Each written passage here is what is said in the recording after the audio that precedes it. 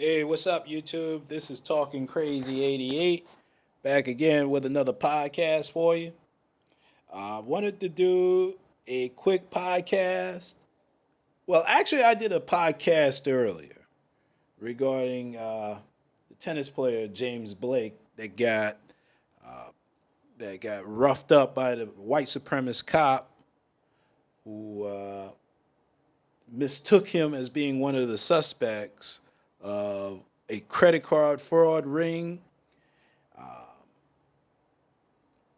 Apparently, that they caught one of the suspects, and the suspect misidentified, pointed to James Blake, who was standing outside of a hotel on 42nd Street, a hotel on 42nd Street in New York City.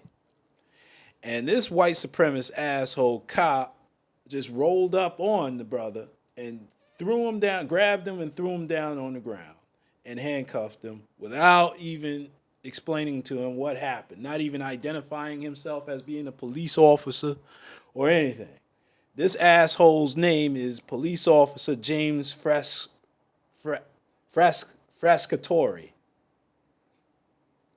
And apparently, he has been stripped of his gun and badge and was placed on administrative duty with pay, of course, because the police union now is getting involved by saying that they shouldn't have disciplined him at first.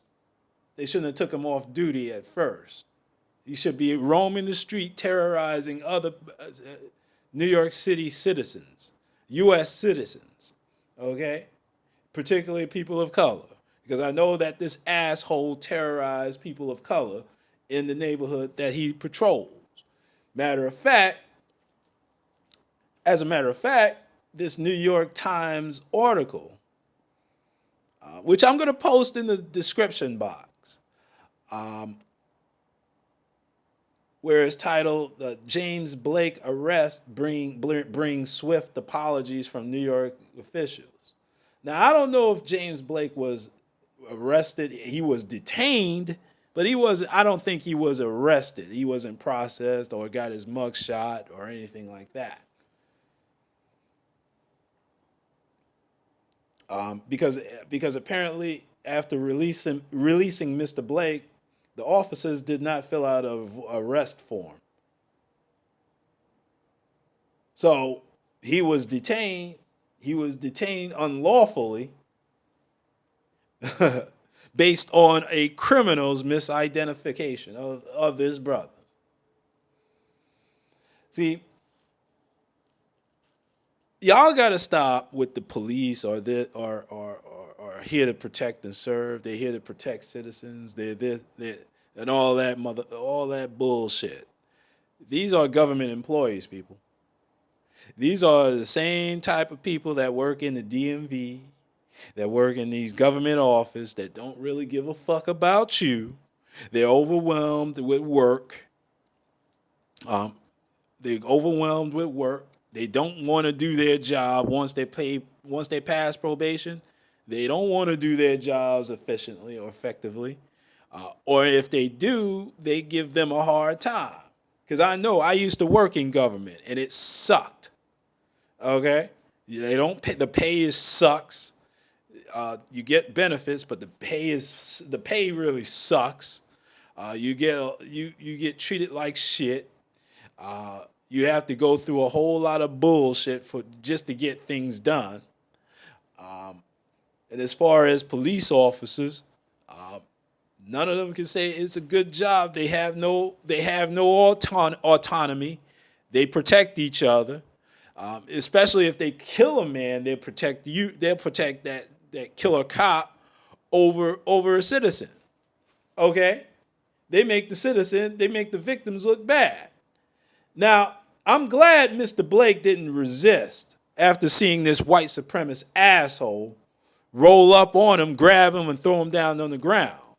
Okay? Because if it was anybody else, if he was an MMA fighter, if it was me and I was had training in self-defense and MMA, rest assured, Officer Frascatore would have been knocked the fuck out. Okay? And then I would be in jail right now awaiting bail on assault on a police officer charge because this asshole attacked me on a misidentification from a criminal. Now you know how much sense that made, people. You know how now you see how these New York City police officers roll. They're a bunch of assholes who run around with reckless abandonment to abuse citizens, particularly citizens of color. Now, believe it or not, people, there are some people that need to go to prison. Okay? There are some people that need to go to jail. Like the assholes that stole my hoopty. Okay? I didn't tell you guys about how my hoopty got stolen, right? Right in front of my apartment building, right? And they found me, and the police, when I reported it to the police, they weren't really that interested in locating my car, okay? Because it took almost a month for them to find it, which was right down the block from where, not too far from where I live. So I had to go to the tow yard and see if I can salvage, to reclaim my car. But before I went up there, I called the towing. Now, you know what? It's amazing to me that the police, when they locate your car, they don't tell you where it is. They tell you after it's been towed and tell you to go pick it up. Where I called the tow yard and I had to pay $160 to get my car out. But before I can even do that, I asked if there was any damages to the car. And you want to know what happened? You know what this guy told me?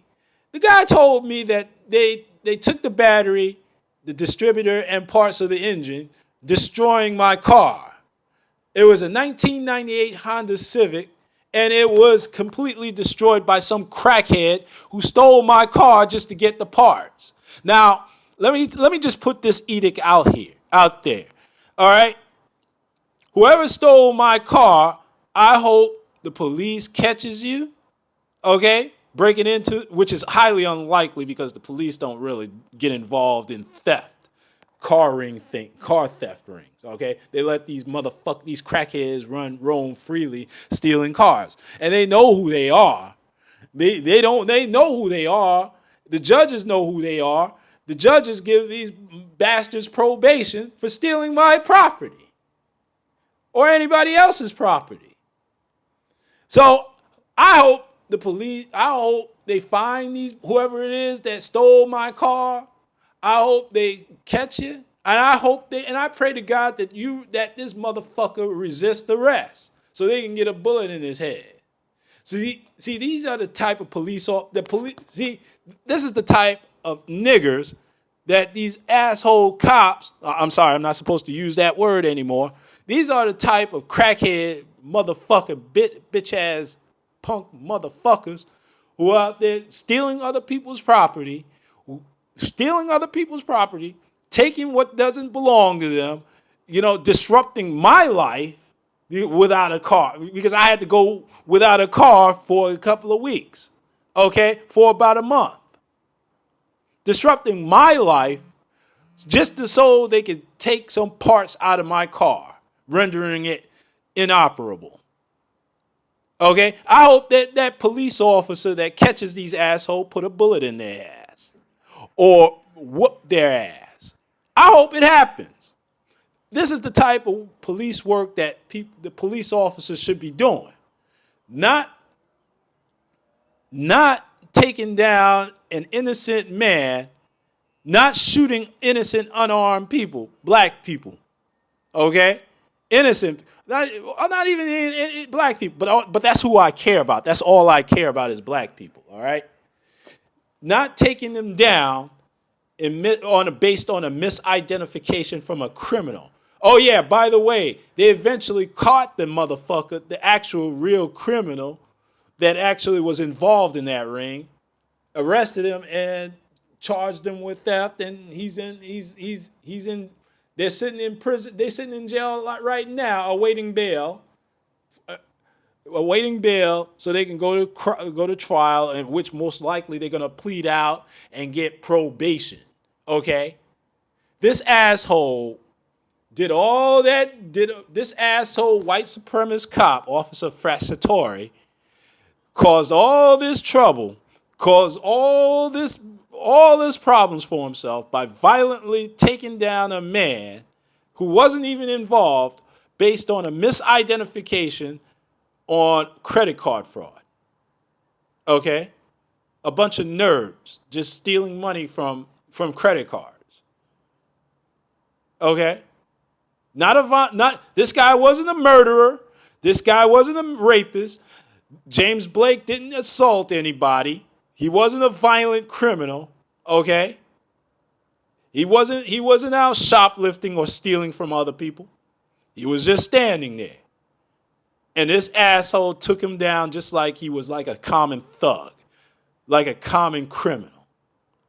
And you want to know something? The police commissioner had the nerve to come down and apologize, and went out on a press edict by saying that he accepted the apology.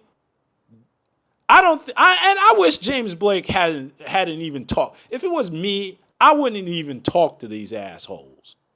I wouldn't even spoke to them. I wouldn't even say one goddamn word. You know what? You whatever you need to say to me, you can say through my attorney. Because we saw this whole video live on video, okay? Right on video. That he was just standing there minding his own goddamn business, waiting for a ride to go to the U.S. Open. And this guy was a Harvard graduate, number 4th in the world, top ranked tennis player in the world back 10 years ago. Recently retired,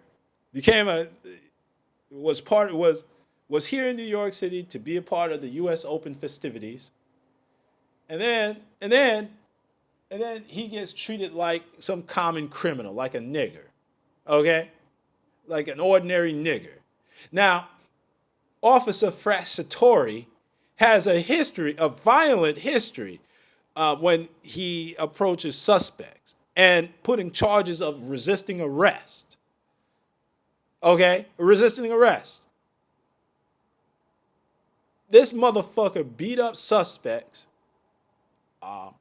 on bullshit violations, bullshit charges. You know what I saw? I saw a video on YouTube where this guy who was walking through the projects in Brooklyn, right? This guy is known for videotaping police encounters. Hold on, let me go ahead and pause this podcast for a second while I get the name of that podcast. Get the name of that YouTube channel, all right? Hold on for just a second, gang. All right, gang, I'm back. The brother's name is Sean Thomas. And he has a lot of videos where he's filming police officers encounters.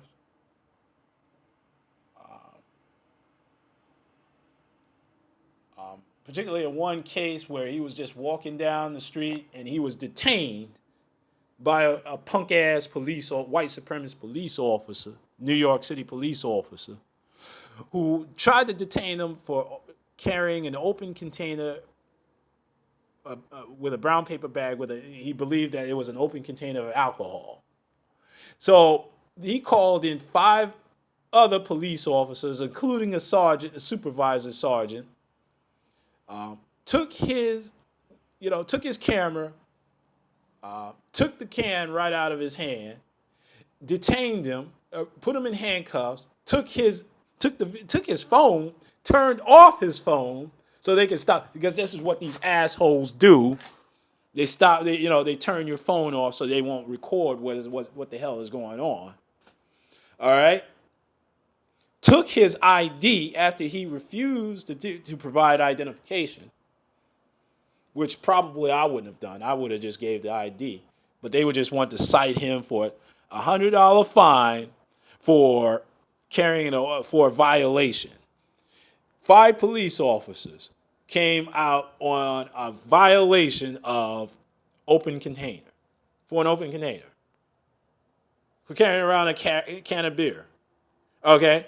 Not a misdemeanor, not a felony. This guy wasn't even involved in an assault, didn't rob anybody, didn't kill anybody, didn't shoot anybody, didn't do anything stupid, didn't beat his wife, didn't beat his girlfriend, didn't do anything violent, didn't do anything that merits to have 5 police officers surrounding him to detain him.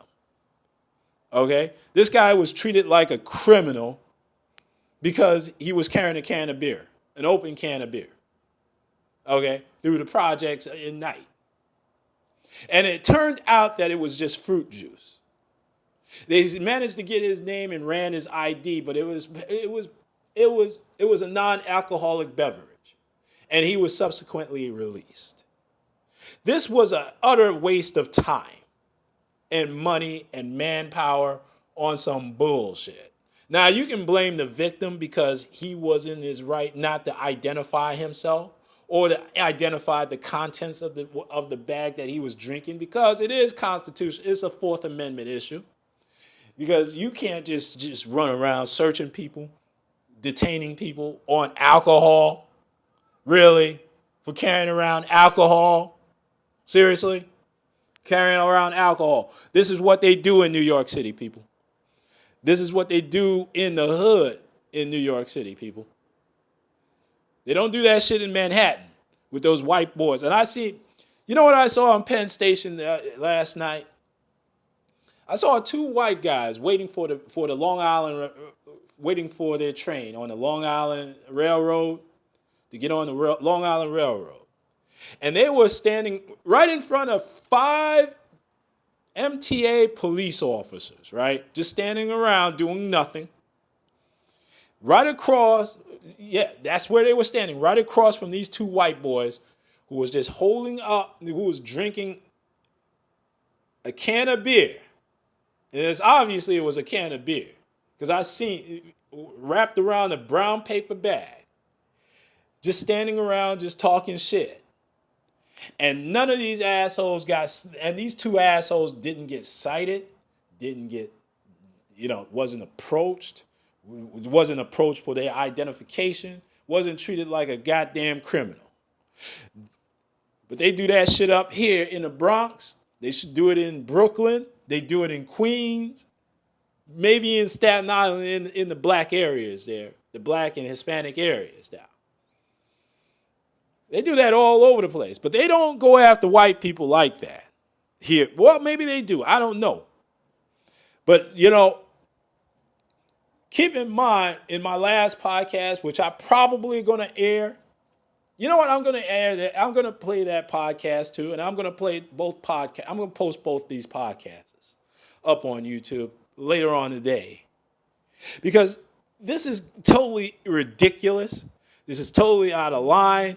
This is totally embarrassing for this brother to have to go through all this bullshit because of a misidentification from a criminal. All right? Not a citizen, not the victim, but a criminal. All right? And I hope, and I wish he didn't accept the apology, but I hope this brother Blake, just go out and sue the pants off the city and the police department. I hope they do.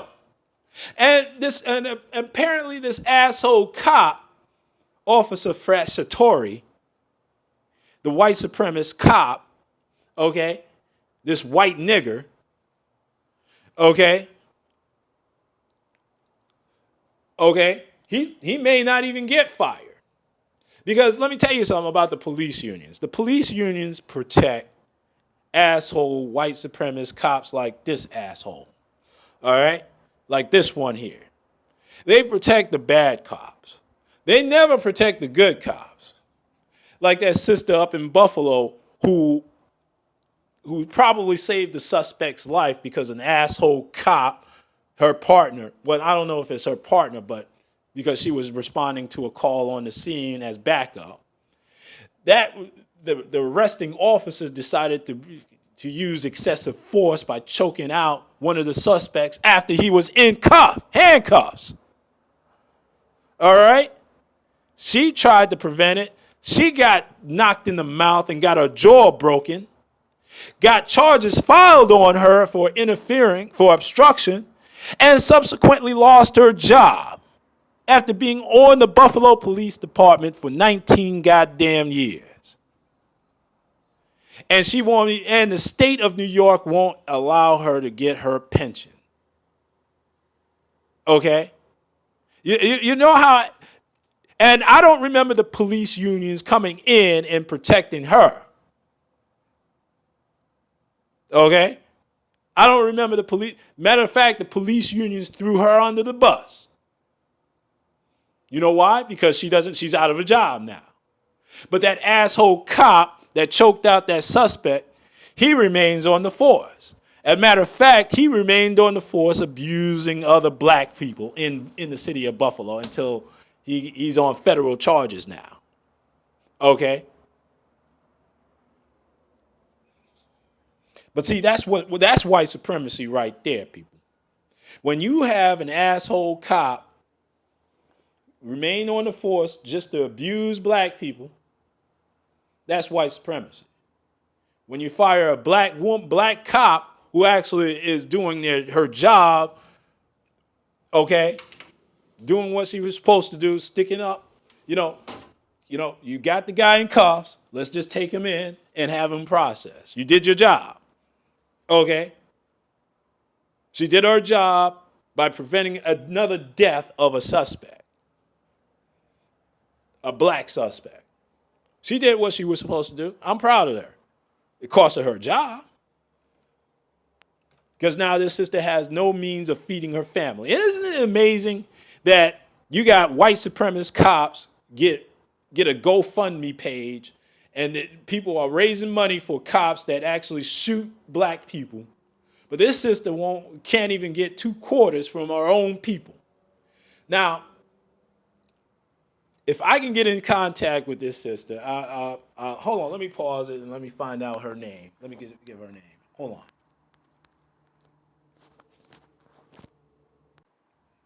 I'm back, gang. You can just go to my podcast, the podcast that I've done. Hold on for a second. Buffalo police officer fired for being a good cop. Go to that podcast right there, and you'll get all that information. But anyway, New York City Police Department, the mayor's office apologized to this brother. I hope he doesn't accept it, and if he does, I seriously hope they sue the pants off him. But now the whole world sees how the New York City Police Department operates towards black citizens, black United States citizens, black New York State citizens. Okay? Because there was 4 parole officers as upstate New York went up upstate New York to serve a warrant. Now, probably in a local all white town, and they were treated like shit by the local police department. Had guns pulled on them, terrorized, and they saw that the vehicle that they were riding in, that they were traveling in, had the state of New York official business, had license plates that also could identify that these were state employees or state law enforcement agents. So the only difference is that they didn't check in with the local police department that said, look, I'm here to serve this warrant. I'm going to go over there and we're going to do this. All right? Tell your officers that we're in this area. That's the only problem. That's the only thing that they did wrong. All right? They just went up there and did what they had to do, handled business, and the rest, and was about to go on about their business. But just remember, people, these are government employees. They don't do their job. They don't want to do their job. Police officers don't want to. It took them a month to find my goddamn car. So that tells you something. Okay? That tells you something on the list of priorities. Okay? But they'll protect their own. If one of their own car, if the police officer's car got stolen, best believe they would have found that car within a day. I best believe that. So I don't give a fuck about these monkey white supremacist monkey ass police cops. Fuck them. Fuck them all to hell. But as for the brother James Blake, brother, I don't know if you're a coon or not. I don't think you are. You just had your nigger moment, just like everybody else that has dark skin, just like me. All right, you're a light skinned brother, but you're still in their eyes as a nigger, and they treated you just like a nigger. And I hope you recognize that. That this is the time that black folks need to stick together. We got to stop with all this light skin, dark skin bullshit. We got to stop with this black man, black woman bullshit. All right? We got to stop that. We got to put an end to that today. Because now these police officers are going after black celebrities or well-to-do black folks. They ain't going after niggers, like so-called niggers, because these are white supremacists. See, they can abuse somebody like me because I have no money or resources to defend myself. And they can go after somebody like James Blake or that brother, Carl, what's his name? I think his name is the son of Carl Graves, who was the founder of Black Enterprise. His son got hemmed up by some police officers on the Metro North upstate New York in Westchester County. Hemmed up, treated like a nigger, treated like a criminal just because he was going to work. He left home, got on the train, and was about to go to work. Detained and arrested because these assholes thought he was a suspect in a crime.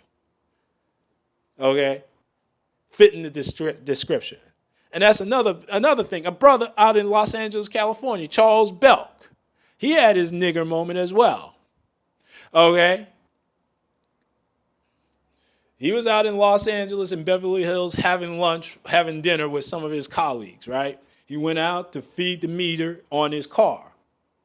So until some asshole white supremacist Beverly Hills cop arrested him and detained him on a charge of bank robbery because he fit the description of one of the bank robbers. So he was detained, arrested, processed, he wasn't given an opportunity to make a phone call, because that's in the movies, people. They don't give you an opportunity to make a phone call to your lawyer. Somehow, when his colleagues found out that he got arrested, he sent some of his his colleagues made a few phone calls here and there, and some of his lawyers finally showed up, much to the chagrin of the FBI agents and the Beverly Hills police officers. But do you realize that it took almost 12 hours for them to figure out that just by looking at the video surveillance, the surveillance tape of the robbery, that you got the wrong man. They had the wrong man. So they had to release him. I don't know what the story is on that case, because I hope he sued the pants off of the city of Beverly Hills. I hope so. And Charles Belk, he was a television producer, USC grad, and he got his MBA out of Ohio State. So this is a thorough brother. Okay? You ain't gonna fuck with him. You're not gonna fuck with him because he has a very good mouthpiece. He told his story. He set up a foundation called Fitting the Description, because he was falsely arrested, and these asshole police officers, sheriff's department, the Beverly Hills Police Department, they're a bunch of assholes, because they want to keep a record of arrest, even if it is found that it was false. So he said, look, man, you need to take that mugshot down off of your website. You need to delete, destroy any record of my arrest. And they subsequently complied. They didn't have to because there was no legal basis for them to take that down. But now he's running around the country creating a foundation called Fit in the Description, which I've donated to, where it would create a lobby, a legislation, where anybody that was falsely arrested on a misidentification there would be no record of that arrest. It was once it's proven that he's not involved, they would take that arrest and expunge it. Because nobody knows what an arrest record will do for your chances of employment or having your mugshot being floated around on the internet. Because that's what these assholes are doing. They put your mugshot out for public. Yeah, anytime that you are arrested on a even if it was a false charge or a legitimate charge, your mugshot is out in public domain. Your arrest record is on public domain.